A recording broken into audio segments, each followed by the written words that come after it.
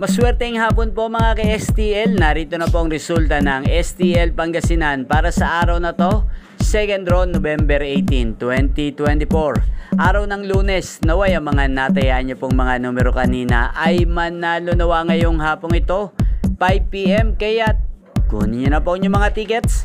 Narito na po ang resulta. Ang mga numerong nanalo sa STL Pangasinan ngayong hapong ito, November 18, 2024, 5 PM, second draw result, ang mga numerong nanalo.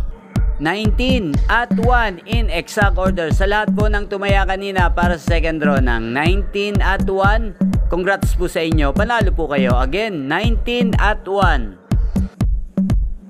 At shoutout po natin ngayong hapong ito sa STL Pangasinan si Kuya Yael.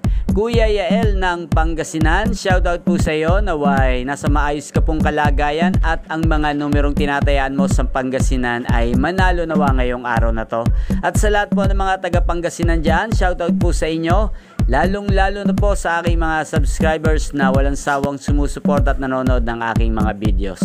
Shoutout po sa inyo. At inyo pong napanood ang resulta ng STL Pangasinan sa channel na to, Roderick Hernandez TV. Maraming salamat po sa patuloy nyo pong panonood at pagsuporta sa aking channel.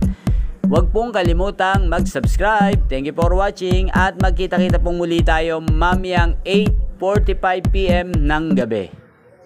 Thank you for watching.